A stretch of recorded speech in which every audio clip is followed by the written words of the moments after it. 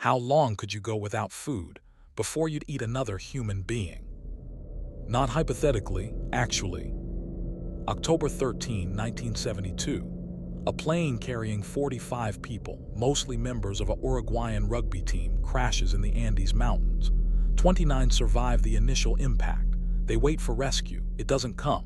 After 8 days, their food runs out. After 10 days, they face a choice: starve to death in the snow or eat the frozen bodies of their dead teammates. 16 people survived 72 days in the Andes. They survived by eating their friends. When rescued, they were asked how they could do it. One survivor answered, "I would not have done it under any other circumstances, but up there it was not human flesh. It was simply food." August 12, 1819. The French frigate Méduse runs aground off the coast of West Africa. The lifeboats are full. 147 people are left behind on a hastily built raft. Within days, they're fighting for space, drinking seawater, dying of exposure. On the 4th day, the weakest are thrown overboard. On the 6th day, the survivors begin eating the dead. By day 13, when rescue arrives, only 15 people are still alive. The survivors were found in a pool of blood, surrounded by pieces of bodies. The rescue captain wrote, "I cannot describe the horror of what we saw." November 20, 1820. The Essex, an American whaling ship, is rammed and sunk by a sperm whale in the Pacific Ocean. 20 crew members escape in small boats. They drift for over 3,000 miles across the open ocean. After 2 months, the survivors begin eating the dead. After 3 months, they begin drawing lots to decide who dies next so the others can eat. When the final rescue comes, the survivors are found gnawing on the bones of their crewmates. 3 cases, all real, all documented, all involved ordinary people who became cannibals to survive. Tonight, we examine the moments when hunger overrides every human instinct, and survival requires eating the dead. Because the most horrifying question isn't whether you would eat human flesh to survive. It's how long you'd wait before you started. Let's begin in the mountains, where survival meant eating your friends. On Friday, October 13, 1972, Uruguayan Air Force Flight 571 departed from Montevideo, Uruguay, carrying 45 passengers and crew towards Santiago, Chile. The passengers were mostly members of the Old Christians Club rugby team from Montevideo, along with family members and supporters. They were flying to Chile for a match. They would crash in the Andes Mountains. 29 would survive the initial impact. Only 16 would make it out alive. And they would survive by doing something none of them ever imagined they could do. The crash. At approximately 3:21 p.m. on October 13th, the Fairchild FH-227D aircraft crashed into a glacier in the remote Andes Mountains at an elevation of approximately 11,800 feet, 3,600 meters. The crash was catastrophic. The right wing struck a mountain peak, tearing it off. The tail section separated, carrying several passengers with it. The fuselage slammed into a snow-covered glacier. The aircraft skidded several hundred meters before coming to rest. Immediate deaths, 12 people including both pilots. Survivors, 33 people, many with severe injuries, broken bones, internal injuries, head trauma. The survivors faced immediate threats. Sub-zero temperatures, averaging degrees F/-30 degrees C at night. High altitude, low oxygen, altitude sickness. Injuries without medical supplies. No food, the team had boarded with minimal provisions. No communication, radio destroyed in crash. The first night, the survivors huddled in the broken fuselage, using airplane seats as shelter. 5 more died overnight from injuries and exposure. By morning on October 14th, 28 survivors remained. Days 1-8, hope and rationing. The survivors organized themselves. Medical students in the group treated the injured with minimal supplies. They rationed the small amount of food scavenged from the wreckage, wine, chocolate, a few pieces of candy. They melted snow for water. They searched for the tail section, which contained luggage and potentially supplies. They believed rescue would come quickly. Uruguay and Chile would launch search operations. The crash site would be spotted from the air. They were wrong. October 21, the radio. Using parts from the aircraft, the survivors managed to repair a small transistor radio. They listened for news of the search. On October 21st, they heard devastating news. The search had been called off. After 8 days, search authorities concluded that no one could have survived the crash and the extreme conditions. The wreckage had not been spotted despite multiple search flights. The white fuselage blended into the snow. The survivors were declared dead. No rescue was coming. The food runs out. By day 10, the last of the rationed food was gone. They tried eating. Leather from shoes and belts, inedible. Seat cushions, made of foam, indigestible. Melted snow, no calories. They were starving at high altitude in sub-zero temperatures. The human body burns approximately 5,700 calories per day in such conditions. They were consuming zero. They were dying. The decision. On approximately day 10 or 11, accounts vary slightly, a group of survivors had a conversation that would define the rest of their lives. Roberto Canessa, 19, medical student, and the others looked at the bodies of their friends and teammates, frozen in the snow outside the fuselage. They did the math. They were over 100 miles from civilization, surrounded by impassable mountains. Search was canceled. No one knew they were alive. They could wait and starve to death, or... Nando Parado, one of the eventual survivors, later described the moment. We realized that the bodies of our friends who had died in the crash had frozen solid in the snow. They were preserved, and we realized that if we did not eat, we would die. It was that simple. The group prayed. Many were Catholic. They discussed the morality, the ethics, the revulsion. Medical student Roberto Canessa made the argument that would convince the others. If I die and you need to eat me to survive, I want you to do it. This is no longer a person. This is food that will allow us to survive and get back to our families. A vote was taken. Not everyone agreed initially, but the majority decided they would eat the dead to survive. The first time. They started with the bodies furthest from people's close friends and family. They used pieces of broken glass and metal from the aircraft as tools. They cut small pieces of muscle tissue from the frozen bodies. They tried to avoid recognizing who the meat came from. Nando Parado described it. I will never forget that first piece of meat I tried to swallow. I closed my eyes and forced it down. It kept me alive. Some survivors couldn't do it immediately. They waited days, watching others eat, weakening further. Eventually, hunger overrode revulsion. They all ate. Rationing the dead. The survivors developed a system. They cut and stored meat in the snow, which acted as a freezer. They rationed portions, survival, not satisfaction. They tried to separate the act of eating from the identity of the deceased. They said prayers over the bodies before using them. Some survivors later reported that the frozen meat tasted similar to tough beef. Others said they couldn't taste anything. They simply forced it down to survive. October 29-30, the avalanche. On the night of October 29th, an avalanche struck the fuselage while the survivors slept inside. Snow poured into the aircraft, burying them. 8 more people died, suffocated by snow. The survivors dug themselves out. They were now 18 people, and their situation had become even more desperate. December, the expedition. By early December, it was clear no rescue would come. They had to save themselves. 3 of the strongest survivors, Nando Parado, Roberto Canessa and Antonio Tintin Vizintin, prepared for an expedition to find help.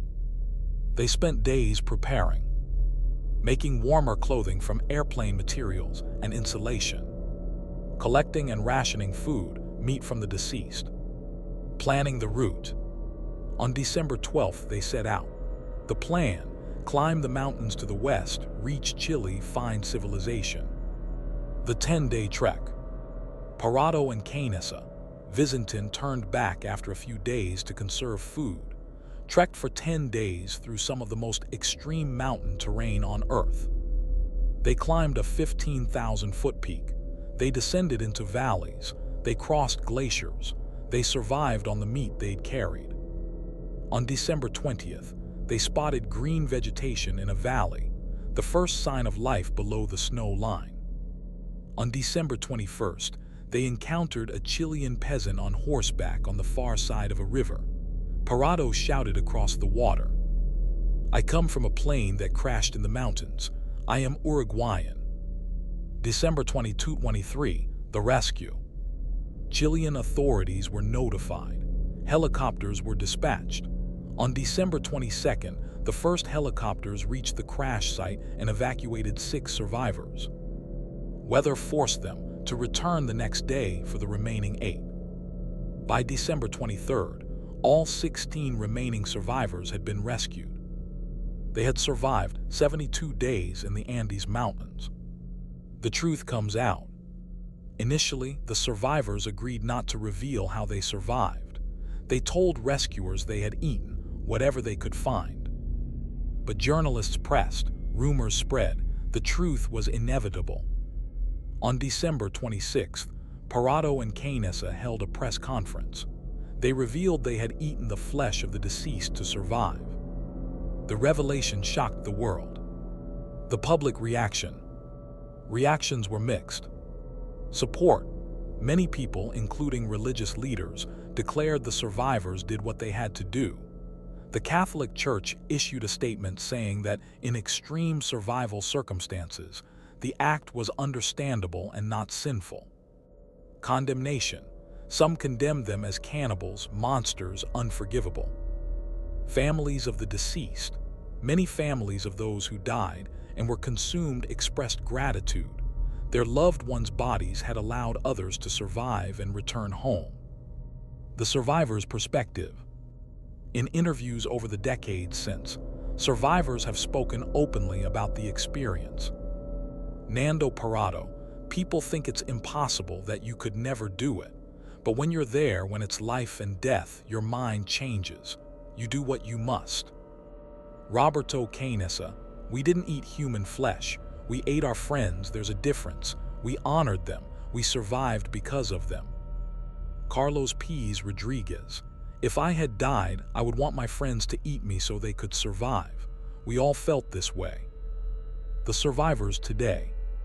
Of the 16 survivors, most returned to normal lives in Uruguay. Several became doctors, including Roberto Canessa, who became a pediatric cardiologist.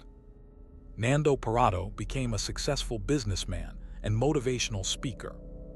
They remain close, meeting annually to remember the experience. Several survivors wrote books. The story was adapted into a 1993 film, Alive, and a 2024 Netflix film, Society of the Snow. The bodies. When the survivors were rescued, they were asked about the bodies of the deceased. Many had been partially consumed. The survivors requested that the remaining bodies be left in the mountains. In 1973, a Catholic Mass was held at the crash site. The remaining bodies and aircraft wreckage were buried under rocks. The site remains a memorial. It is remote, difficult to access, and rarely visited. The philosophical question. The Andes survival story forces an uncomfortable question. Would you eat another human being to survive? Most people asked in comfort say no. The survivors of Flight 571, asked before the crash, would have said the same. But when faced with actual starvation, actual death, the answer changed. Hunger overrode morality, survival overrode revulsion. And 16 people went home to their families. From mountains where they ate the dead, to an ocean raft where they drew lots to kill the living. In July 1816, a French naval frigate called the Méduse ran aground off the coast of West Africa. The evacuation that followed would become one of the most horrific survival disasters in maritime history, a story of incompetence, cowardice, murder, and cannibalism that shocked Europe and helped end a government. June 17, 1816, the voyage begins. The Méduse departed from Rochefort, France, bound for the port of St. Louis in Senegal, West Africa. It carried 400 passengers and crew, soldiers, sailors, officials, and colonists, supplies and cargo for the French colony. The captain was Hugues Dure de Chaumeries, a nobleman with almost no recent naval experience. He had been appointed due to political connections, not competence. July 2, 1816, the grounding. On July 2nd, despite warnings from experienced crew members, Captain de Chaumeries sailed the Méduse into shallow waters off the Mauritanian coast. The ship ran aground on the Arguin sandbank, approximately 50 kilometers from the African coast. Attempts to free the ship failed. It was stuck. The evacuation, cowardice and class. The Méduse carried 6 lifeboats, enough capacity for approximately 250 people if crowded. But there were 400 people aboard. Captain de Chaumeries ordered the lifeboats loaded, but he did not allocate spaces by need or fairness. He allocated by class and rank. Priority 1, officers, aristocrats, wealthy passengers. Priority 2, soldiers and crew deemed essential. Priority 3, everyone else. 147 people, soldiers, sailors, lower-class passengers, were left behind. The plan: build a raft from the ship's materials, tow the raft behind the lifeboats, everyone reaches shore together. It was a death sentence disguised as a plan. The raft. A raft was hastily constructed from masts, spars, and planking torn from the Méduse. It measured approximately 20 meters by 7 meters, 65 feet by 23 feet. 147 people crowded onto it. There was barely space to stand. There were no oars or sails. Control was impossible. 1 barrel of water, 2 barrels of wine, a small amount of biscuit hardtack. No shelter. The plan was for the lifeboats to tow the raft to shore. July 5, 1816, abandoned. Within hours of beginning the journey, the raft became unwieldy. It was heavy, difficult to tow, slowing the lifeboats. Captain de Chaumeries in the lead lifeboat made a decision. He ordered the towline cut. The lifeboats abandoned the raft and rowed for shore, leaving 147 people adrift in the Atlantic Ocean with no means of propulsion or navigation. They drifted. Day 1 to chaos and death. The raft was overcrowded and unstable. People stood chest-deep in water. Waves washed over constantly. By the end of the first night, 20 people had drowned or been washed overboard. Others died from injuries sustained during the grounding and evacuation. By day 2, approximately 120 remained. Day 3-4, violence. Panic set in. Some people drank seawater and went mad. Others tried to sabotage the raft, believing that sinking it quickly would be more merciful than slow death. Fighting erupted. Soldiers and sailors battled each other with sabers, bayonets, and improvised weapons. By the end of day 4, approximately 65 remained. Day 6-7, cannibalism begins. The dead were everywhere. Bodies floated around the raft. Survivors stood among corpses. On approximately day 6 or 7, someone made the suggestion that would horrify Europe. Eat the dead. Some refused. Others, starving and desperate, cut pieces of flesh from the corpses and ate. Accounts from survivors describe cutting flesh and drying it in the sun to make it more palatable. Some people eating raw, others attempting to cook pieces over small fires made from raft materials. Arguments over who got to eat and who didn't. Day 8-10, madness and murder. By day 8, the situation on the raft had descended into something beyond survival. It had become savagery. The strongest survivors, led by a group of soldiers and sailors, made a horrific decision. The weakest needed to be thrown overboard. They were consuming resources, water, food, including human flesh, without contributing. Their weight made the raft harder to manage. People were selected: the injured, the sick, those judged too weak to survive. They were thrown into the ocean, alive. Those who resisted were killed with sabers and bayonets. By day 10, 27 people remained. Day 11-12, the survivors' decision. On approximately day 11, the remaining 27 survivors assessed their situation. They had almost no water, no food except human flesh, no hope of rescue. They were drifting randomly in the Atlantic. They made a calculation. If all 27 stayed on the raft, none would survive. There wasn't enough water or food, flesh, to sustain everyone until rescue, which might never come. But if they reduced the number to the 15 strongest, those 15 might survive long enough. 12 people were selected. They were too weak to resist, too injured to contribute, judged unlikely to survive regardless. They were thrown overboard. Now 15 remained. July 17, 1816, day 13, rescue. On the morning of July 17th, the French brig Argus spotted the raft drifting approximately 50 kilometers offshore. The Argus approached. The rescue crew saw a scene they would describe as beyond horror. 15 people, emaciated, sunburned, covered in wounds and filth. The raft was stained with blood. Scattered on the surface were pieces of human bodies, flesh that had been cut and dried in the sun. The survivors were too weak to stand. Several were delirious. Immediate deaths after rescue. 5 people died within days of being rescued, despite medical care. Final survivors. 10 people lived long enough to return to France. The scandal. When the survivors returned to France and told their story, it became a national scandal. Captain de Chaumeries had abandoned 147 people to save the wealthy passengers in lifeboats.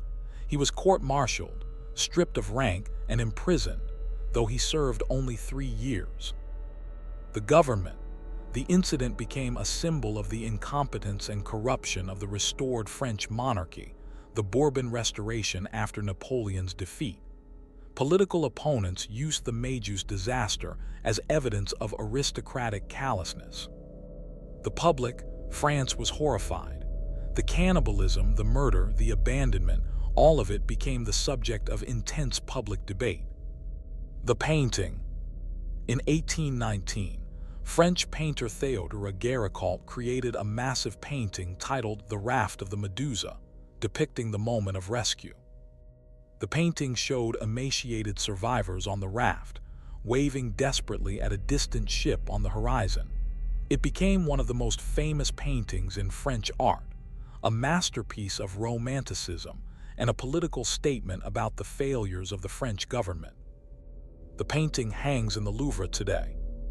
The survivors' accounts. 2 survivors, Jean-Baptiste Henry Savigny, ship surgeon, and Alexander Coryard, engineer, published a detailed account in 1817 titled Narrative of a Voyage to Senegal.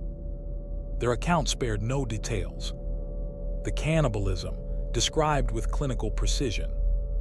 The murders, they named those responsible. The cowardice of the officers who abandoned them. The book became a bestseller and fueled public outrage. The moral question. The Méduse raft raises questions even more disturbing than the Andes.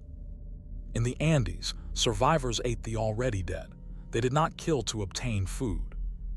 On the Méduse raft, Survivors threw living people overboard to reduce competition for resources. They killed to survive. Is that justified? Does starvation excuse murder?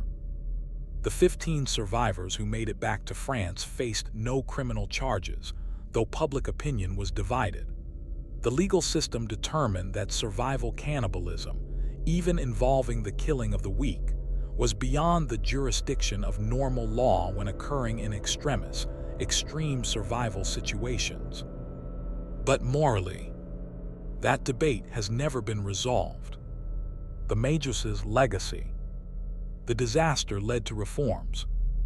French naval appointments became based on competence, not political connections. Evacuation procedures were standardized. Lifeboat capacity requirements were strengthened. But the story's true legacy is its challenge to our understanding of human nature.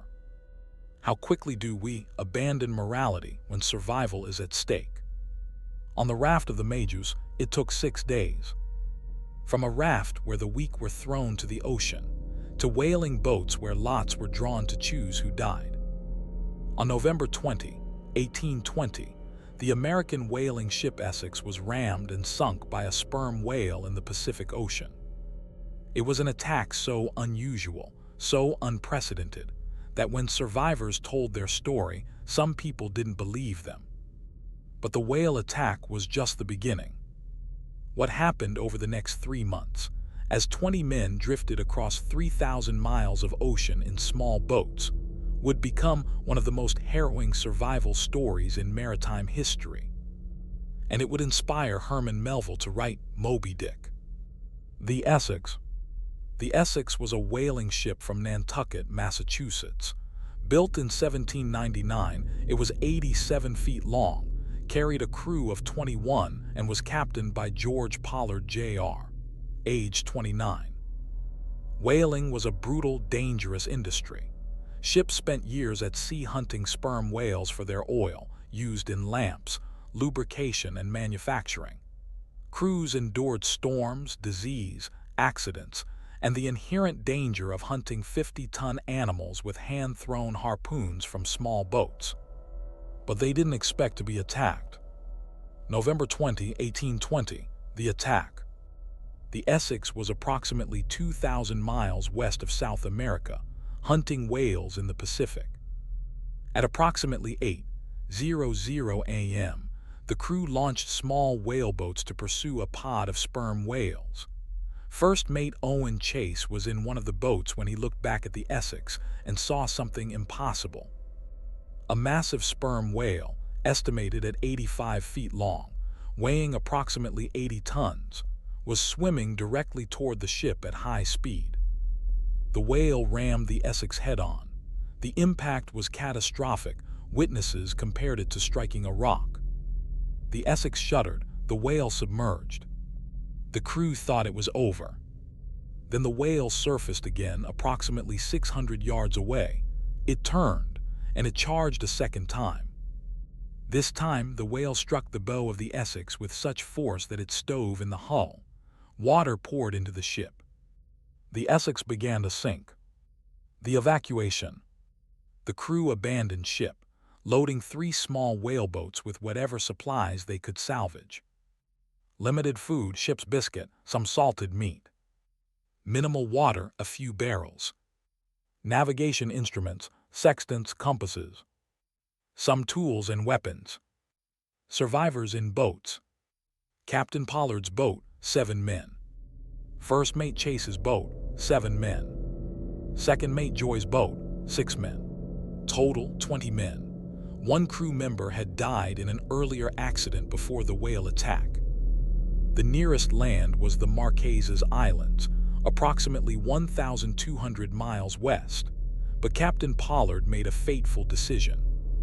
He refused to sail to the Marquesas. He believed the islands were inhabited by cannibals.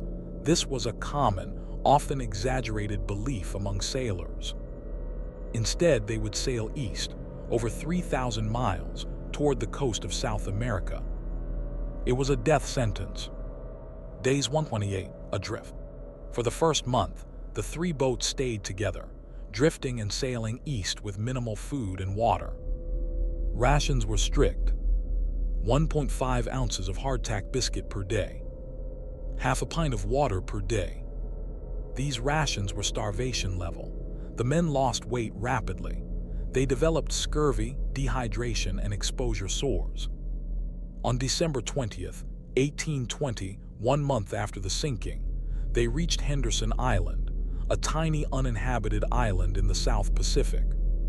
December 2027, Henderson Island. The crew landed on Henderson Island. It was small, less than 15 square miles, rocky, with limited vegetation. They found fresh water, a small spring, birds and bird eggs, some shellfish. They rested, ate, and regained strength. But after a week, they realized Henderson couldn't sustain 20 people indefinitely. They decided to continue sailing for South America. 3 men, Thomas Chappell, Seth Weeks, and William Wright, chose to stay behind on the island rather than risk the ocean again. On December 27th, the 3 boats departed, now carrying 17 men. The 3 men who stayed were later rescued months later by another ship. They survived. January 1821, the boats separate.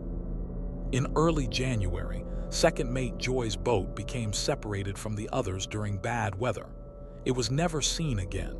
All 6 men aboard were presumed dead. Captain Pollard's and first mate Chase's boats continued together. Now 11 men remained in 2 boats. January 1020, the first deaths. By mid-January, the men were dying. Lawson Thomas, black crew member, died on January 10th in Chase's boat. Isaac Cole died on January 11th in Pollard's boat. Richard Peterson, black crew member, died on January 11th in Chase's boat. The survivors faced a choice: let the bodies drift away or eat them. They ate them. First mate Owen Chase later wrote, "We separated the limbs from his body and cut all the flesh from the bones, after which we opened the body, took out the heart, and then closed it again, sewed it up as decently as we could, and committed it to the sea. The flesh was roasted over small fires made from pieces of the boats and consumed." January 21-28, Pollard's boat drawing lots. On Pollard's boat by late January, 4 men remained alive: Captain George Pollard, Charles Ramsdell, Owen Coffin, Pollard's teenage cousin, Barzillai Ray. They had run out of bodies to eat. They were starving again. Someone suggested they draw lots, a maritime tradition in survival cannibalism situations. Draw straws or pieces of paper. The person with the short straw dies. The others eat him. It's murder, but it's murder with consent and randomness, fairer than simply killing the weakest. They drew lots. Owen Coffin, age 17, Captain Pollard's cousin, drew the short straw. Pollard begged Coffin to let him take his place. Coffin refused. He insisted the lot was fair. They drew again to determine who would shoot Coffin. Charles Ramsdell drew that lot. Ramsdell shot Coffin in the head. They butchered his body and ate him. Days later, Barzillai Ray died of starvation. Pollard and Ramsdell ate him as well. February 18, 1821, Chase's boat rescued. On February 18th, the British ship Indian spotted Chase's boat drifting. 3 men were aboard: Owen Chase, Benjamin Lawrence, Thomas Nickerson. They were emaciated, delirious, and barely alive. They had been sucking the marrow from the bones of Richard Peterson, whose body they'd been eating for over a month. The Indian crew rescued them and provided medical care. All 3 survived. February 23, 1821, Pollard's boat rescued. 5 days later, the American ship Dauphin spotted Pollard's boat. 2 men were aboard: Captain George Pollard, Charles Ramsdell. They were found gnawing on human bones. When rescuers approached, Pollard and Ramsdell were reluctant to let go of the bones. They clung to them, unwilling to give up their only food source. The Dolphin crew forcibly took the bones and rescued the men. The aftermath. Of the 21 men who sailed on the Essex, 8 survived. Owen Chase, Benjamin Lawrence, Thomas Nickerson, Chase's boat, George Pollard, Charles Ramsdell, Pollard's boat, and the 3 men who stayed on Henderson Island. 13 died, some from the whale attack and sinking, the rest from starvation and exposure at sea. The cannibalism. The survivors openly admitted to cannibalism.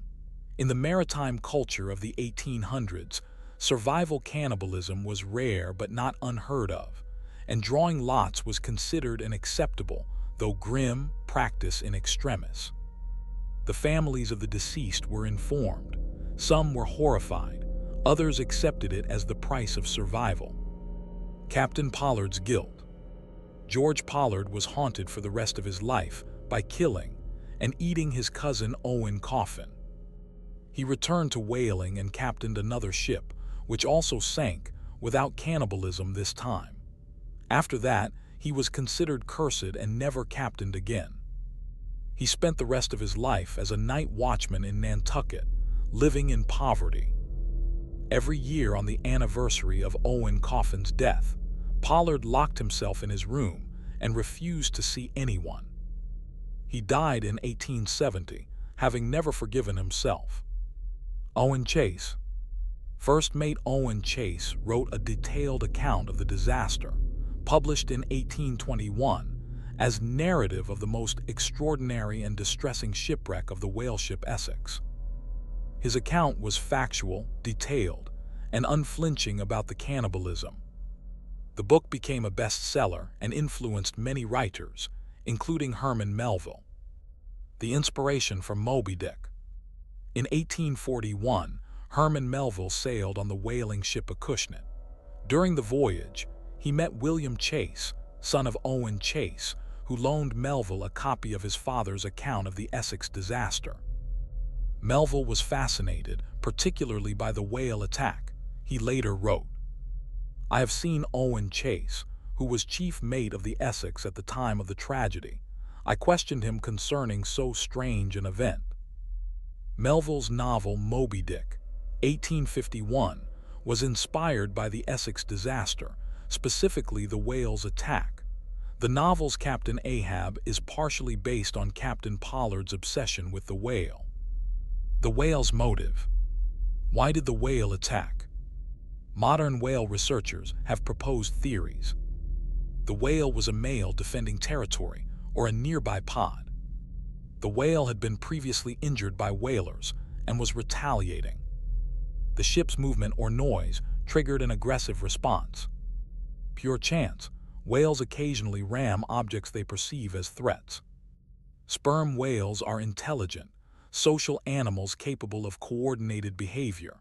Attacks on ships, while rare, have been documented. Whatever the reason, the Essex was deliberately rammed, twice, by an 85-foot whale that sank a solid whaling ship. The moral question. The Essex case raises the most explicit version of survival cannibalism's moral dilemma. Is it murder if you draw lots? If everyone agrees, if the selection is random, if the person selected consents, is it still murder? Owen Coffin agreed to abide by the lot. He could have refused, as Pollard begged him to do. He accepted his fate. Does that make it permissible? The law in 1821 said no, it's still murder, but no one was prosecuted for Coffin's death. The Essex's legacy. The wreck of the Essex has never been found. It sank in deep water in a remote part of the Pacific. It's likely gone forever. But the story remains, one of the most extreme survival cases in history. 20 men in small boats, thousands of miles of ocean, months adrift, starvation that drove them to eat the dead. And when the dead ran out, they drew lots. 3 disasters, 3 groups of survivors, 3 choices to eat human flesh. The Andes, 1972. 16 people ate their friends and teammates. They prayed over the bodies. They rationed the flesh. They survived 72 days and went home. The Méduse, 1816. 147 people were abandoned on a raft. 15 survived 13 days by eating the dead and throwing the living overboard. The Essex, 1820. 3 whaleboats drifted for 3 months. When the bodies ran out, they drew lots to decide who died next. 3 survival cannibalism cases separated by centuries and oceans. Here's what they share. Ordinary people faced with an impossible choice: starve to death or eat human flesh. Every survivor said the same thing: I never thought I could do it. But when you're there, when death is certain, something changes. Survival cannibalism forces us to confront uncomfortable truths. Morality is context-dependent. Hunger overrides revulsion. The will to live is stronger than any taboo. We are all capable of things we believe we're not. These aren't stories of evil people.